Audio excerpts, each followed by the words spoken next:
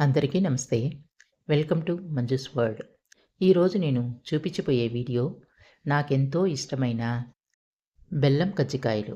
ఈ బెల్లం కజ్జికాయలు ఇప్పుడు నేను వీడియోలో చూపించే విధంగా మీరు చేసుకున్నారంటే ఒక నెల రోజుల పాటు చాలా బాగా నిల్వ ఉంటుంది. అంతేకాకుండా రుచి అయితే మరీ అద్భుతంగా ఉంటుంది. మన ఇంటి దగ్గరున్న నెల్లూరు నేబర్స్ వారి పద్ధతిలో ఈ బెల్లం కజ్జికాయల్ని ఎలా చేస్తారో చూద్దాం. ఈ విధంగా మీరు కూడా ట్రై చేస్తే మీరే అంటారు చాలా బాగా క్రిస్పీగా మంచి టేస్ట్‌తో ఉందని. ముందుగా అయితే పచ్చి కొబ్బరి తీసుకొని బాగా తురుముకొని ఎండలో ఎండబెట్టుకోవాలి. తురమడం అయితే సన్న రంధ్రాల్లో తురుముకోకూడదు. కాస్త లావు రంధ్రాల్లో గాని తురుముకుంటే మనం తినేటప్పుడు పంటి కింద ఈ కొబ్బరి పలుకులు వచ్చి మంచి రుచినిస్తాయన్నమాట. అలాగే మీడియం సైజున్న బెల్లం ముద్దలు ఒక 3 దాకా తీసుకొని దంచి పొడి చేసుకోవాలి. దానితో పాటు పావు కేజీ దాకా శనగపప్పు, ఒక 7 ఏలకులు, ఒక 1 స్పూన్ దాకా కార్న్ ఫ్లోరు, అర కేజీ మైదా పిండి. ఇప్పుడు చూపించిన పదార్థాల్లో మనము ముందుగా రెడీ చేసుకోవాల్సింది కొబ్బరి తురుము. ఎండు కొబ్బరి అయితే బాగుండదు. అది కాస్త కొబ్బరి నూనె వాసన వస్తుంది కాబట్టి పచ్చి కొబ్బరే తురిమి ఎండలో పెట్టుకోవాలి. తర్వాత ఒక బేషన్ తీసుకొని ఒక అర కేజీ మైదా పిండి వేసుకొని అందులో ఒక పావు స్పూన్ దాకా సాల్ట్ వేసుకోవాలి. అలాగే 1 స్పూను కార్న్ ఫ్లోర్ వేసుకొని ఆ మైదా పిండి మొత్తానికి కార్న్ ఫ్లోరు సాల్ట్ అయ్యే విధంగా పొడి పిండితోనే బాగా కలుపుకోవాలి. అలా కలుపుకున్నాక ఒకేసారి మంచినీళ్ళను పోయకుండా కొద్ది కొద్దిగా పోసుకుంటూ పిండిని కలుపుకోవాలి. ఇలా కలిపేటప్పుడు మనము ఏమాత్రము వంట నూనె అయితే అస్సలు పోయకూడదు. నీళ్ళనే పోస్తూ కాస్త పూరీ పిండికైతే మనము ఏ విధంగా ముద్దగా కలుపుతామో ఆ విధంగా ఉండాలి. పిండి అయితే మరీ మెత్తగా ఉండకూడదు, అలాగని మరీ గట్టిగా ఉండకూడదనమాట. ఇలా పూరీ పిండిలాగా కలుపుకున్నాక ఒకే ఒక్క స్పూన్ మాత్రము ఆయిల్ వేసుకోవాలి. ఎందుకంటే పిండి డ్రై కాకుండా ఉంటుంది. కాబట్టి ఆయిల్ వేసుకొని మళ్ళీ ఒకసారి కలుపుకొని మరొక గిన్నెలోకి తీసుకొని ఒక 10 నిమిషాల పాటు అలాగే మూత పెట్టి ఉంచేయాలి. ఇలా మూత పెట్టి ఉంచాక ఇప్పుడు ఒక మిక్సీ జార్ తీసుకొని అందులో 7 ఏలకులు, అలాగే పావు కేజీ శనగపప్పు వేసుకోవాలి. ఈ శనగపప్పుని మేమైతే ఏంచిన శనగపప్పు అంటారు. కొంతమంది అయితే పుట్నాల పప్పు అని కూడా అంటారు. దీన్ని బరకగా కాకుండా అలా అని మెత్తగా కాకుండా మనము గ్రైండ్ చేసుకోవాలి. ఇలా ఉంటే సరిపోతుంది. ఇందాక మనము మైదా పిండిని కలుపుకున్నాం కదా! అదే బేషన్‌లోనే ఈ ఏంచిన శనగపప్పు పొడిని వేసుకోవాలి. దానితో పాటు పొడి బెల్లంని వేసుకోవాలి. మీకు తీపు ఎక్కువ కావాలనిపిస్తే ఇంకాస్త కూడా వేసుకోవచ్చు. బెల్లం ఇష్టం లేని వాళ్ళు పంచదార కూడా వేసుకోవచ్చనమాట. బెల్లం వేశాక ఒకసారి శనగపప్పు అలాగే పొడి బెల్లాన్ని బాగా కలుపుకోవాలి. వీలైనంత వరకు బెల్లం ఉండలు లేకుండా చూసుకోవాలి. తర్వాత ఇందులోకి తురిమిన కొబ్బరిని వేసుకోవాలి. ఇలా వేసుకున్నాక చేత్తో బాగా కలుపుకోవాలి. శనగపప్పు, బెల్లము, కొబ్బరి అన్నీ బాగా మిక్స్ అయ్యే విధంగా ఉంటేనే కజ్జికాయలు తినేటప్పుడు చాలా రుచిగా ఉంటుందన్నమాట. ఇలా కలుపుకుంటే మనకు కజ్జికాయలకు కావలసిన పూర్ణం రెడీ అయిపోయింది. చూడండి ఈ విధంగా పొడి పొడిగా బాగా మిక్స్ అయి ఉండాలి. కలుపుకున్న ఈ మిశ్రమాన్ని ఒక పక్కకు పెట్టేద్దాం.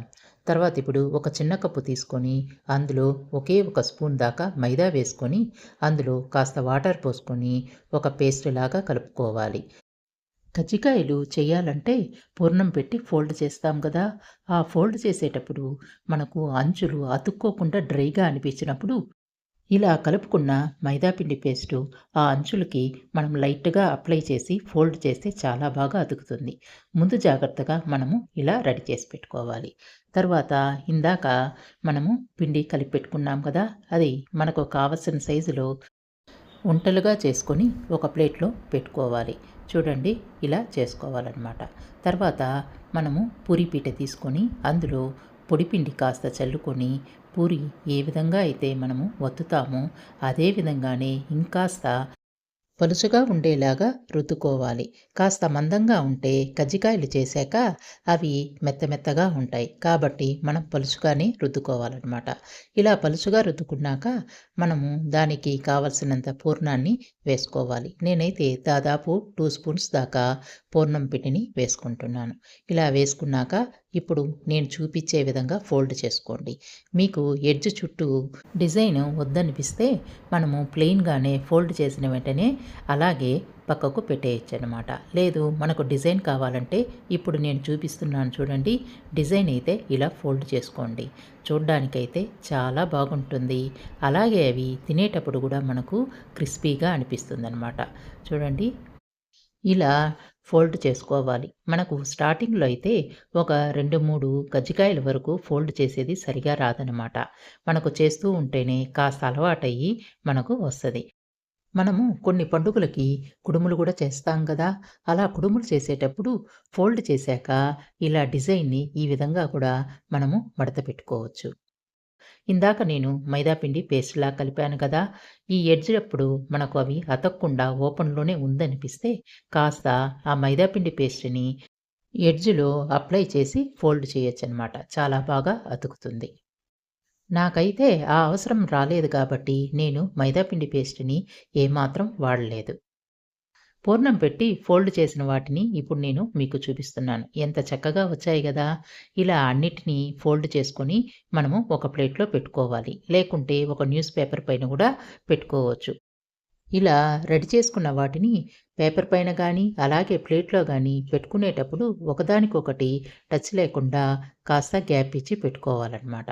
తర్వాత ఇవి గాలికి ఆరినా గానీ మనకు ఎటువంటి ఇబ్బంది ఉండదు. కజ్జికాయలు చేయాలనుకున్నప్పుడు ముందు రోజు పూర్ణం రెడీ చేసి పెట్టుకుంటే కాస్త ఈజీగా ఉంటుంది. అయినా మనకు పూరీలా రుద్ది పూర్ణం పెట్టి ఇలా ఫోల్డ్ చేయడమే మనకు చాలా సమయం పడుతుంది. ఇలా అన్నీ ఫోల్డ్ చేసేసాం కదా! ఇప్పుడు స్టవ్ ఆన్ చేసుకొని కడాయి పెట్టుకోవాలి. అందులోకి డీప్ ఫ్రైకి సరిపడా ఆయిల్ పోసుకోవాలి. ఆయిల్ బాగా హీట్ అయ్యాక స్టవ్ సిమ్‌లో పెట్టేసి మనం రెడీ చేసి పెట్టుకున్న ఒక్కొక్క కజ్జికాయని ఇందులో నెమ్మదిగా వదలాలనమాట. వదిలాక కింద వైపు కాస్త కాలాక మరోవైపు తిప్పుకోవాలి. మనము ఇది పూరి కాల్చిన విధంగా ఒకసారి కలర్ వస్తే తీసి పక్కకు పెట్టకూడదు. అలా పెట్టారంటే పూరీలాగా మెత్తగా వస్తదనమాట. కాబట్టి సిమ్‌లోనే దాదాపు 10-13 నిమిషాల పాటు ఇటు అటు తిప్పుతూ ఉండాలి. అలా తిప్పుతూ ఉండడం వల్ల కజ్జికాయలు బాగా వేగుతుంది. అంతేకాకుండా కజ్జికాయలు ఫోల్డ్ చేసి కాస్త డిజైన్ వచ్చే విధంగా పెట్టాం కదా! అవి కూడా కాస్త బాగా వేగుతుంది. అలా వేగడం వల్ల మనకు తినేటప్పుడు క్రిస్పీగా ఉండి మంచి రుచినిస్తాయి. మీరు కూడా ఒకసారి ట్రై చేయండి. మంచి గోల్డెన్ కలర్ వచ్చే వరకు అటు ఇటు తిప్పుతూ ఉండాలి. ఇలా వేగడం వల్ల మనకు నిల్వ కూడా చాలా బాగా ఉంటుంది. చూడండి ఇలా అటు ఇటు తిప్పాక మంచి గోల్డెన్ బ్రౌన్ కలర్ వచ్చింది కదా! ఇప్పుడు మనము ఒక ప్లేట్‌లోకి తీసుకోవాలి. ప్లేట్‌లోకి తీసుకున్నాక వెంటనే డబ్బాలోకి వేయకూడదు. చాలా బాగా చల్లారాలన్నమాట.